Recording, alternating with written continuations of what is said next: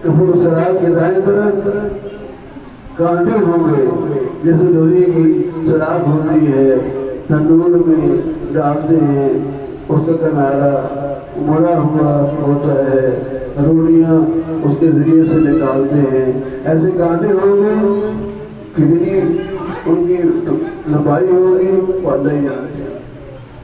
وہ کانٹے ہوں گے اور گناہگاروں کو پکڑیں گے اور گال کا جہنم میں پھینک دیں گے۔ اللہ کو ملتا ہے۔ ایمان اتنی بڑی نعمت ہے، وہ ایمان ہی کے برکت سے گناہگار جہنم سے نکلے گا۔ یا حنان یا حنان پکارے گا، اللہ تعالیٰ اس کو معاف کر دیں گے، اس کا جسم گویا کہ جل کر کوئلہ کی طرح لکڑیوں کی طرح ہو جائے گا۔ جنت کے باہر نہر حیات ہے، اس میں غسل دیا جائے گا اور اس کا سار جلتا خط ہوگا، سینکڑوں میل سے اس کا چہرہ چمکے گا۔ یہ ایمان کی برکت ہے۔ اور اتنی بڑی جنت ہوگی، اتنی بڑی جنت ہوگی، ساری کائنات سے بڑھ کر علماء کرام نے بیان فرمایا، اگر وہ ادنا جنتی سب سے چھوٹا ہے جنتی ہے، اگر وہ سارے جنت دعوت کرنا چاہے تو آدم علیہ السلام سے لے کر قیامت تک سارے مسلمانوں کی وہ دعوت کرنا چاہے، دعوت کرنے والا کون ہے؟ جنت میں سے جو جنت کے رہنے والے ہیں، سب سے ادنا چھوٹا جنتی۔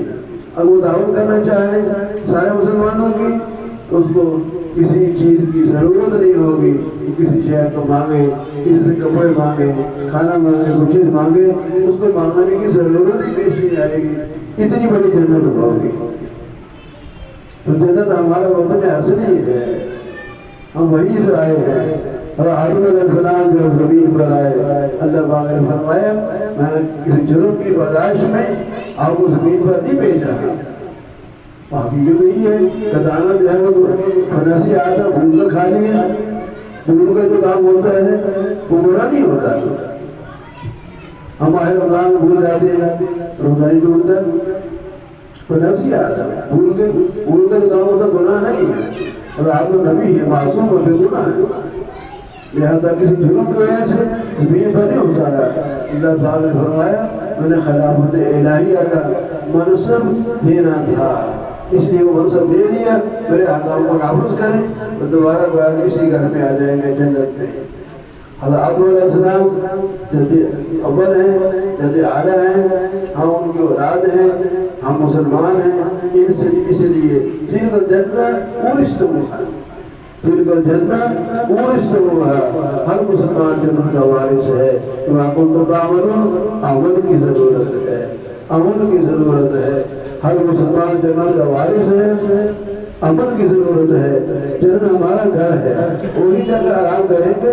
دنیا جو ہے یہ تو جیل خانہ ہے، جیل خانے میں آرام کون کرتا ہے؟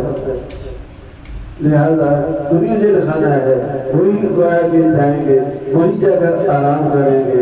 جنت آرام کی جگہ ہے، راحت کی جگہ ہے، وہاں سونا بھی نہیں ہوگا، نیند بھی نہیں آئے گی، نیند آتی ہے تھکاوٹ کی وجہ سے، جنت میں کوئی نہیں سوئے گا، اس میں نیند نہیں آئے گی، ہر وقت ہے کہ چست حالات، نہ گھٹنوں میں درد، نہ پیدوں میں جانے کی ضرورت ہے۔ تو آدم علیہ السلام نے دانا کھایا تو جانے کی ضرورت تھی، پیدوں میں جانے کی ضرورت پیش آ گئی۔ اللہ پاک نے کہا ہے آدم آپ میرے پیارے ہیں، ڈانٹے ہیں، محبوب ہیں، آپ کو کہا دانا نہ کھاؤ، اب دانا کھا لیا، اب پیدوں میں جانے کی ضرورت ہے۔ جنت میں پیدوں خراب نہیں ہے، دنیا میں تشریف لے جائے۔ اب آدم علیہ السلام کے ساتھ جوڑے سے آئے اور دنیا میں آ کر دعا پڑھی، فراغت ہوئی، دعا پڑھی، غفرانک الحمدللہ الذی اذھب عنی الاذی وعافانی۔ 1,24,000 نبی نے دعا پڑھی، آپ صلی اللہ علیہ وسلم کی دعا پڑھی ہے، غفرانک الحمدللہ الذی اذھب عنی الاذی وعافانی۔ تو جنت میں گیا تو پیدا خدا بھی ہوگا، جنت میں گھٹنوں میں درد بھی ہوگا، نہ کمر درد، نہ बुढ़ापा न सर दर्द अमुक अमुक में एक आम खा लो, एक टोकरा खा लो, एक ड्रग खा लो, पेट में दर्द नहीं होगा, न किसी किस्म की मसला परेशानी होगी, कोई मसला नहीं होगा, न जिस्म के अंदर वो ताकत